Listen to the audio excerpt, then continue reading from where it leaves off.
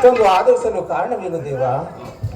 ಕುಲಹೀನದಲ್ಲಿ ಕಂಡುಬರುವ ಗುಣಲಕ್ಷಣಗಳು ನಿನ್ನಲ್ಲಿ ಕಂಡುಬರುವುದಿಲ್ಲವಲ್ಲ, ಒಮ್ಮೆ ಯೋಚಿಸಿ ನೋಡು. ಪರಮಾತ್ಮ, ನಾನೆಂತಿದ್ದರೂ ಓರ್ವ ಸೂತ ಹೀನಪುರದೆಂಬ ವಿಚಾರವು ಇಡೀ ಪ್ರಪಂಚವೇ ಮರೆಯುವಂತಿಲ್ಲ.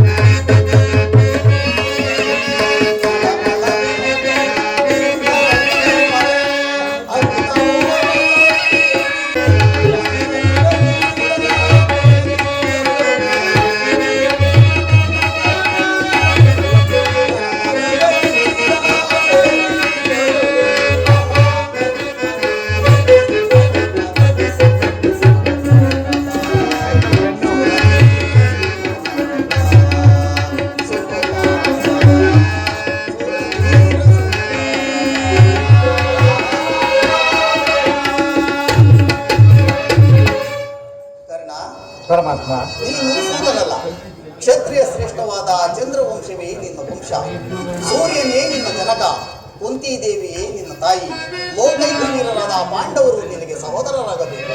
ಪರಮಾತ್ಮ, ಇದೇನು ಹೇಳುತ್ತಿರುವೆ?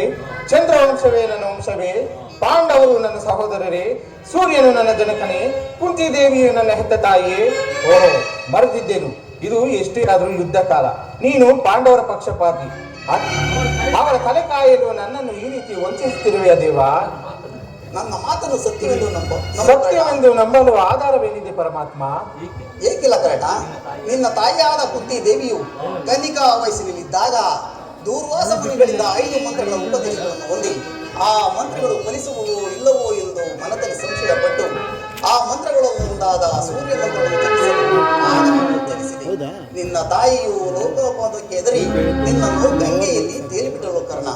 ಆಗ ಸೂತ ದಂಪತಿಗಳು ನಿನ್ನನ್ನು ಸಾಕಿ ಸಲುಹಿದರು. ಈಗ ದುರ್ಯೋಧನ ಆಸ್ಥಾನದಲ್ಲಿ ಮಾಂಡಲಿಕನಾಗಿದೆ. ಈಗಲೂ ನನ್ನ ಸಂಗಡ ಬಾ. ಆ ಪಾಂಡವರನ್ನು ಕೌರವರನ್ನು ನಿನ್ನ ಪಾದದ ಮೇಲೆ ಕೆಡುವೆನು. ಅವರಿಂದಲೂ ಸಾಮಂತ ರಾಜರಿಂದಲೂ ಓಲೈಸಿಕೊಂಡು ರತ್ನ ಸಿಂಹಾಸನದಲ್ಲಿ ಕುಳಿತು ರಾಜಭಾರ ಮಾಡುವಂತೆ ಪರಮಾತ್ಮ.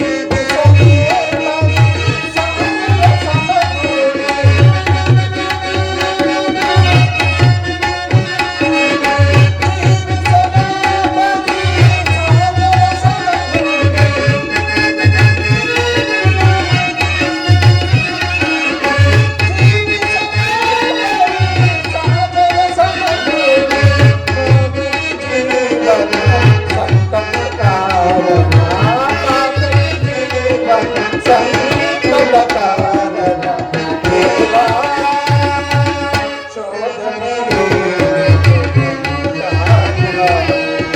ಪಾಪಿಯಾದೆ ಪರಿತಾಪವಿಲ್ಲದೆ ದೇವಾ ಶೋಧನೆಗೆ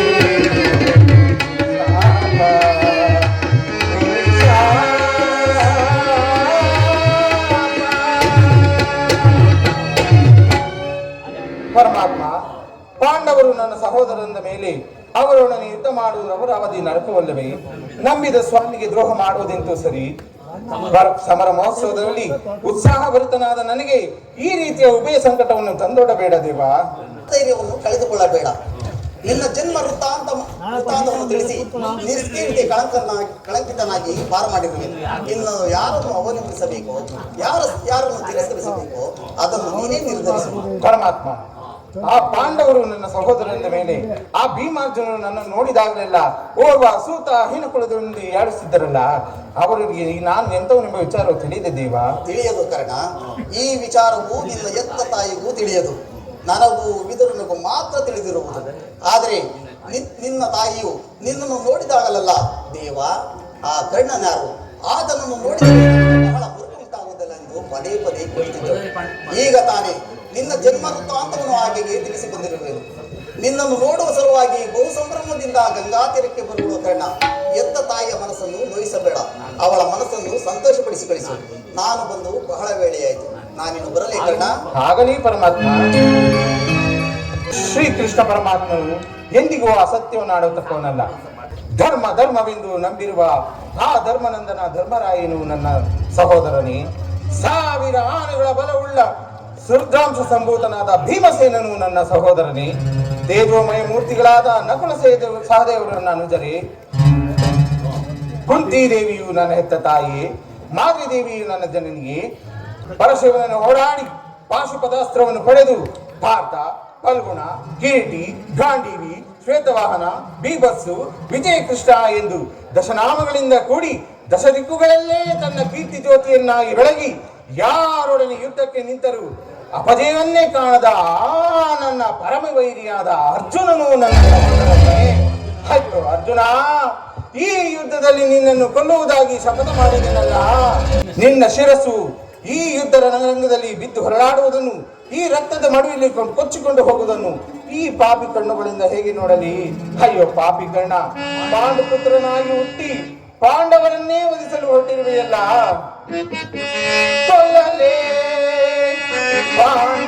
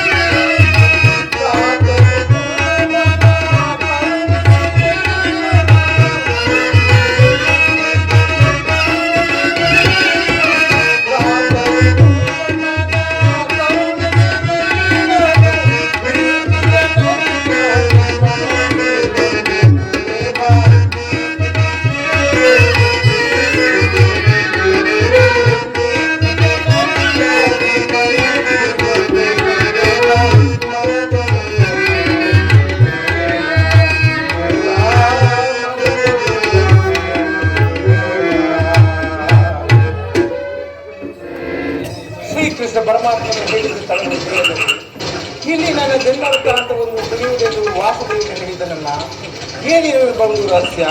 ಹೇ ಭಗವಾನ್ ಭಾಸ್ಕರ, ನೀನು ನನ್ನ ಜನ್ಮ ರಹಸ್ಯವನ್ನು ಅರಿತಿರುವಿ. ಈ ಅಂಧಕಾರದಿಂದ ನನ್ನನ್ನು ಉದ್ಧರಿಸು ದೇವ. ಪರಮಾತ್ಮ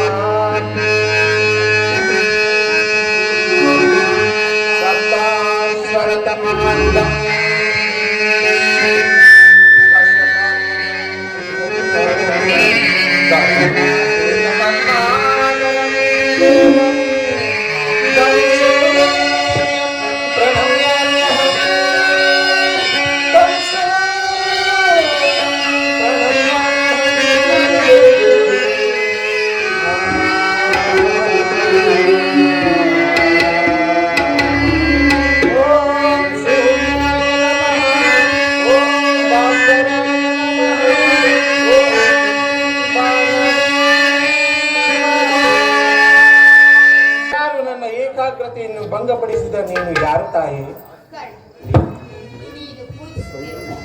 ದೇವನ ಜ್ವಲಂತ ಪ್ರಭೆಯನ್ನು ನಿನಗೆ ಮೊದಲು ತೋರಿಸಿದ ಸ್ತ್ರೀಯು ನಾನು. ಈ ನಿರ್ಭಾಗ್ಯರನ್ನು ಕುಂತಿ ಎನ್ನುವರು ಕಂದ, ಕುಂತಿ ಎನ್ನುವರು. ಕುಂತಿ ಅಂದರೆ ಆ ನನ್ನ ಪರಮ ವೈರಿಯಾದ ಅರ್ಜುನನ ಹೆತ್ತ ತಾಯಿ. ಜನಿಸಿದ ಕೂಡಲೇ ನನ್ನನ್ನು ಈ ನದಿಗೆ ಎಸೆದ ಕುಂತಿ ಎಂದರೆ ನೀನೇನಮ್ಮ. ಇಷ್ಟು ದಿನ ಏನಾದ್ರೆ ನಿನ್ನ ಒಂದು ಮುಖದ ಮೂರ್ತಿ ದರ್ಶನವಂತ ಇತ್ತೆಯ ತಾಯಿ.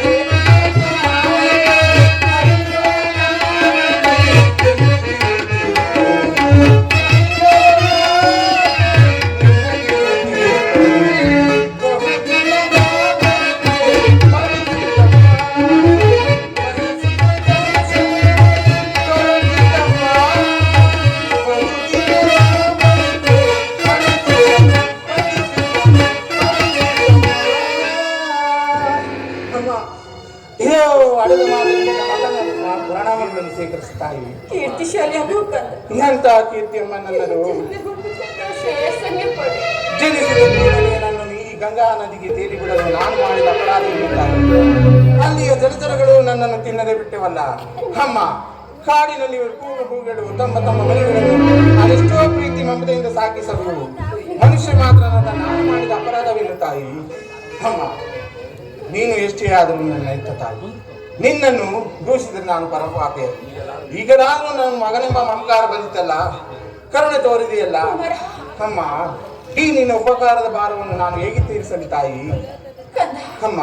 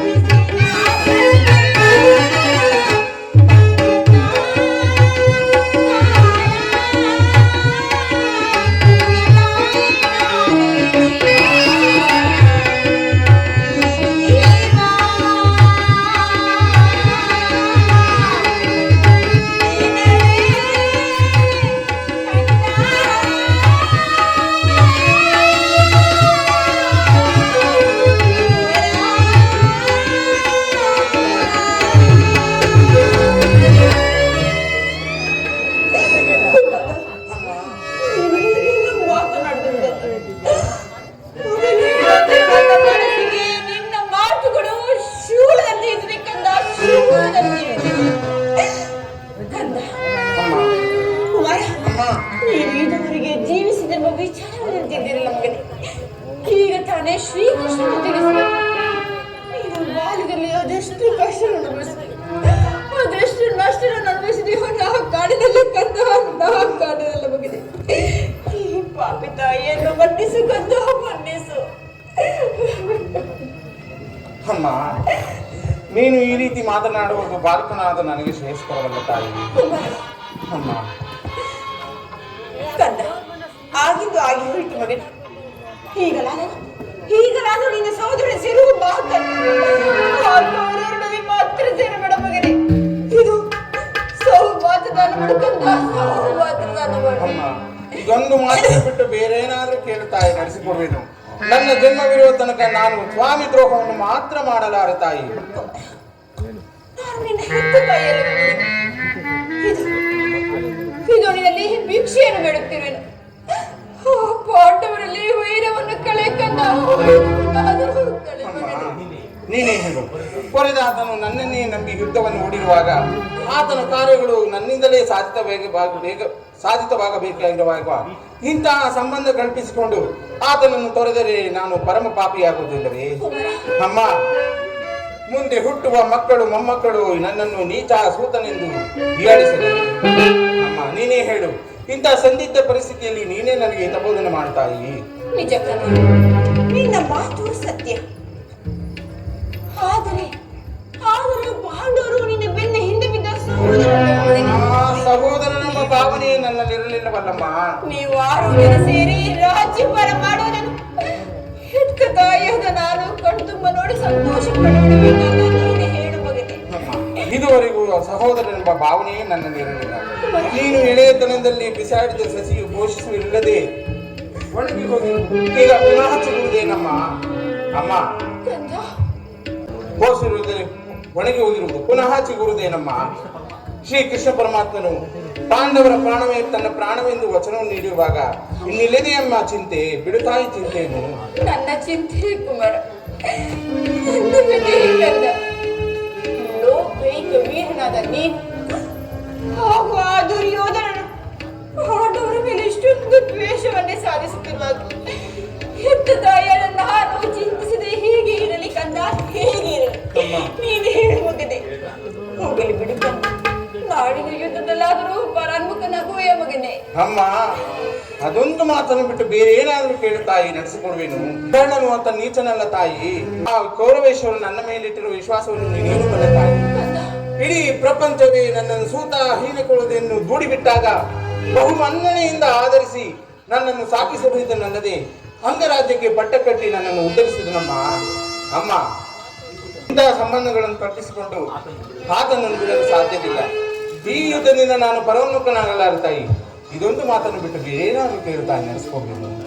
ಬಿಡು ಕಂದ, ನಾಳೆ ರಣರಂಗದಲ್ಲಿ ನನ್ನ ಮಕ್ಕಳು ಅಂದರೆ ನಿನ್ನ ಸಹೋದರ ಏನಾದರೂ ಸಿಕ್ಕಿದರೆ ಅವರನ್ನು ಉಳಿಸು ಮಗನೇ, ಅವರನ್ನು ಉಳಿಸು. ಇದರಲ್ಲಿ ಕೈ ಮುಗಿದು ಬೇಡ.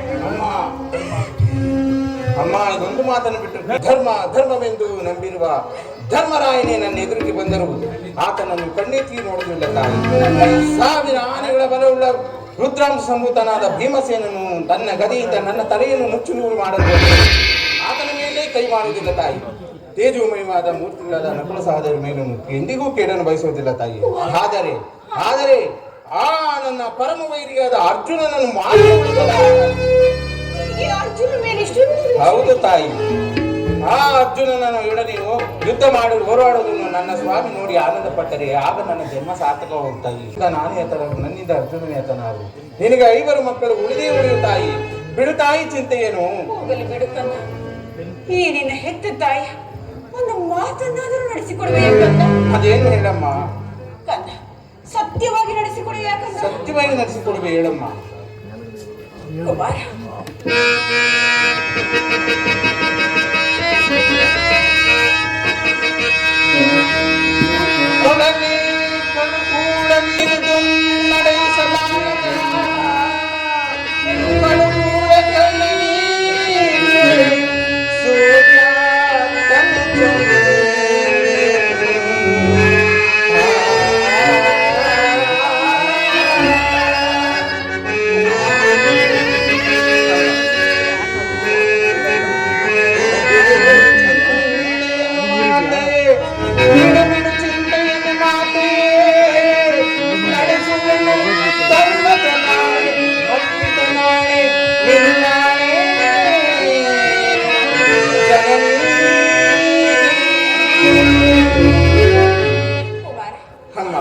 ಹೆತ್ತ ತಾಯಿಯರ ಮಾತನ್ನು ನಡೆಸಿಕೊಡಲಾದ ಕಡು ಪಾಪಿ ಎಂದು ಭಾವಿಸಿದೆ ತಾಯಿ ಕಣ್ಣನನ್ನು.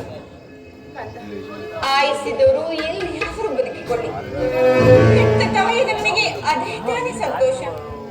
ನಾಳಿನ ಯುದ್ಧದಲ್ಲಿ ದೊಡ್ಡ ಬಾಣವನ್ನು ಪುನಃ ತೊಡಬೇಡ. ಈಗ ನೀನು ಕೆಟ್ಟೆ. ಅಮ್ಮ, ಸೂರ್ಯ ಚಂದ್ರಾದಿಗಳೇ, ಮನುಮುನಿಗಳೇ, ನೀವೇ ನನ್ನ ಸ್ವಾಮಿಯನ್ನು ಕಾಪಾಡಬೇಕು.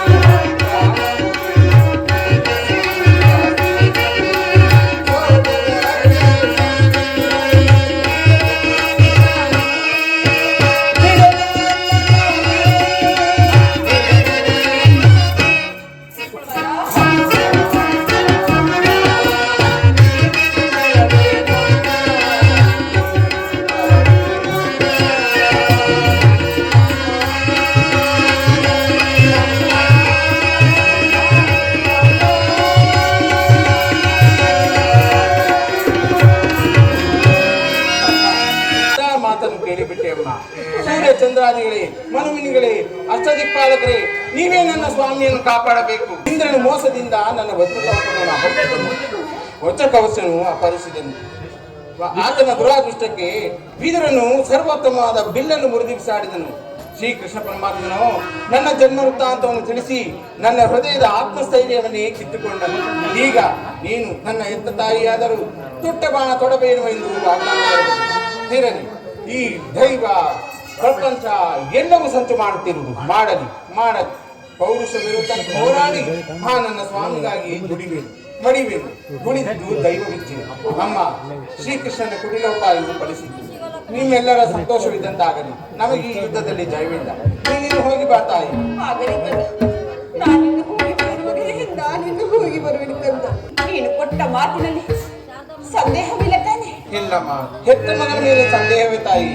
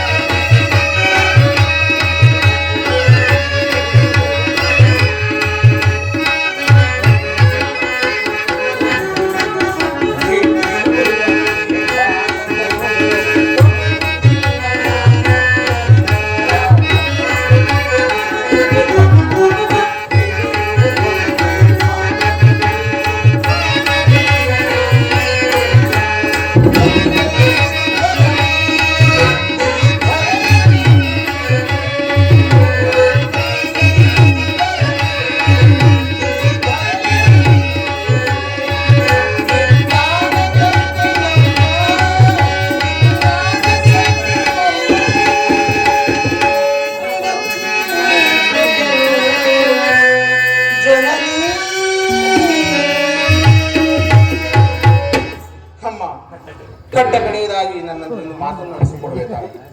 ಈ ಯುದ್ಧವು ಮುಗಿಯುವ ತನಕ ಅದೇನೆಂದು ಹೇಳು ಮಗನೇ. ಶ್ರೀಕೃಷ್ಣನ ಪಾದಧಾರಣೆಯಾಗಿಯೂ ನಿನ್ನ ಮಾತನ್ನು ನಡೆಸಿಕೊಂಡಿದ್ದು ನಾನು. ಈ ಯುದ್ಧವು ಮುಗಿಯುವ ತನಕ ನಾನು ನಿನ್ನ ಮಗನೆಂಬ ವಿಚಾರವನ್ನು ಯಾರಲ್ಲಿಯೂ ಹೇಳಬೇಡ ತಾಯಿ. ಕುಮಾರ, ದೈವತಾವರು, ನಾನು ಈ ಯುದ್ಧದಲ್ಲಿ ಮೃತನಾದರೆ ಈ ಪಾಪಿ ದೇಹವನ್ನು ನಿನ್ನ ತೊಡೆಯ ಮೇಲೆ ಇರಿಸಿಕೊಂಡು ನಾನು ಸೂತನಲ್ಲ, ನೀಚನಲ್ಲ ಎಂದು ಇಡೀ ಪ್ರಪಂಚಕ್ಕೆ ಸಾರಿ ಸಾರಿ ಹೇಳು ತಾಯಿ.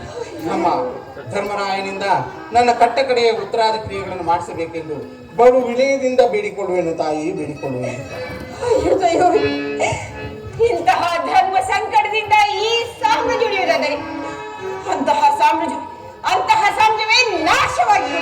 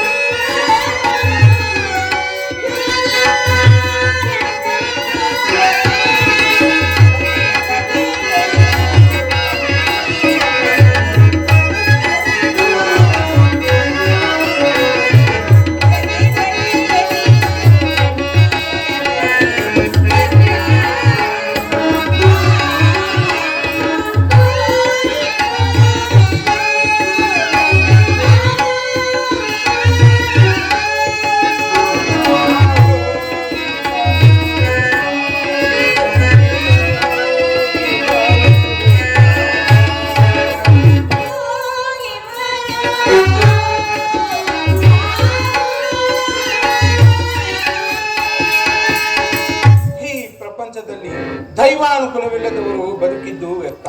ಹೇ ವಿಧಿ, ನಿನ್ನ ಲೀಲೆ ಅಗಣಿತವಾದದ್ದು.